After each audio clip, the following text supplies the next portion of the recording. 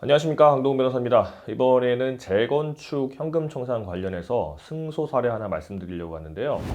일단 간단하게 말씀드리면 쟁점은 세 가지입니다. 재건축 조합에서 제명이 된 조합원들에 대해서 그 현금 청산금의 평가 시점이 언제냐가 첫 번째고요. 두 번째는 재건축 조합원으로서 제명이 된 사람이 조합과 분양 계약을 체결하고 분양 계약금을 지불했을 때 제명이 된 후에 그 계약금을 반환 청구할 수 있는지가 두 번째 쟁점이고요. 세 번째 쟁점으로는 재건축 현금 청산자가 현금 청산을 받을 때 조합이 그 현금 청산자의 현금 청산되는 시점까지 발생한 사업비를 공제한다고 주장하였을 때 그 사업비가 공제되는지 안 되는지, 이게 세 가지 쟁점이 문제가 됩니다. 저희 의뢰인이 한 10명 정도 됐습니다. 대구에 있는 모 주택 재건축, 아파트 재건축 조합의 조합원이었어요. 조합원으로 설립 동의도 하시고 분양 신청도 하셨는데 여러 가지 사유로 저 재건축 조합에서 제명이 됐습니다. 그 제명이 되기 전에 이 조합원들이 조합에 신탁 등기를 하고 분양 계약까지 다 체결한 상태였어요. 분양 신청도 물론 했고요. 그리고 계약금으로 한 2천만 원, 3천만 원 정도 다 낸 상태였습니다. 이 상태에서 조합이 당신들은 제명이 됐으니까 나가라. 그리고 우리 집이 신탁 등기로 조합에 넘어갔으니까 나 돈 받아야 되지 않겠냐, 현금 청산해달라 라고 소송이 서로 붙었습니다. 그래서 어떤 판단이 났냐면, 일단 제명이 됐다고 한다면 현금 청산자가 되는 건 맞다. 그러니까 현금 청산금을 받아야 된다. 그런데 현금 청산금을 받는 그 평가하는 시점이 조합에서는 예전에 분양 신청 기간 마감일 다음 날로 주장을 했습니다. 그런데 우리는 제명되는 시점으로 평가를 주장을 했어요. 왜냐하면 이 시점 사이가 1, 2년 정도 차이가 나는데 대구 지역은 그 당시에 가격이 상당히 올라가는 상태였어요. 1년 사이에 한 20, 30%, 많으면 한 50%까지도 집값이 올라가는 상태였기 때문에 금액이 상당히 차이가 났는데 저희는 제명 시점을 주장을 했어요. 근데 결국은 법원에서는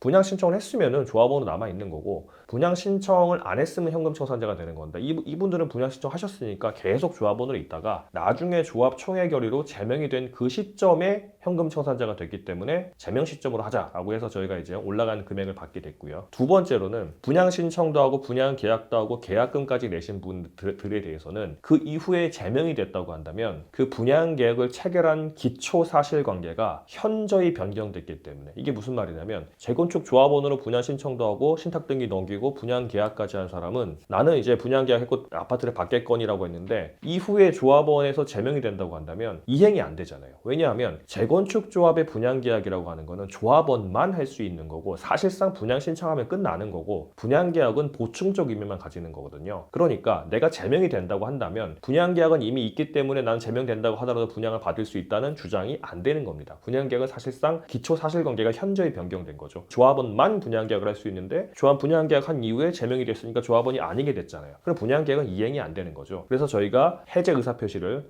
소송 중에 표시를 했고, 해제가 받아들여져 가지고 분양 계약을 통해서 나갔던 계약금은 전액 다 환불받게 됐습니다.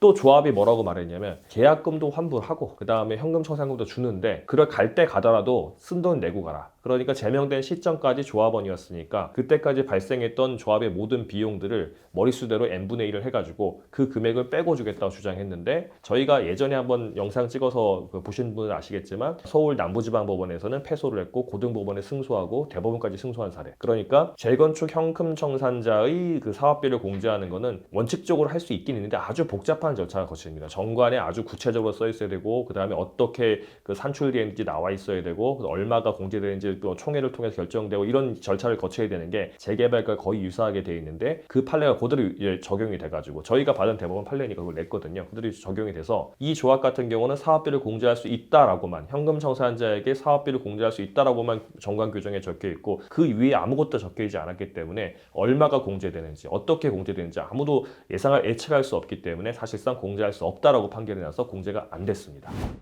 자, 정리해서 이런 저희 의뢰인들은 한 1억 내외 정도를 받게 됐는데, 제명이 됐어도 현금 청산자가 되고, 제명이 될 경우에 현금 청산의 평가 시점은 제명 시점이다. 그리고 분양 계약까지 체결했다고 하더라도 향후 제명이 된다고 한다면 분양 계약의 계약금은 다 돌려받을 수 있다. 그리고 제명이 됐든 분양 신청 안 했든 현금 청산자가 된 사람들에 대해서는 조합이 원칙적으로는 사업비 공제를 주장할 수 있지만 그렇게 하기 위해서는 아주 구체적으로 정관 규정이 있었어야 된다라고 아시면 될 것 같습니다.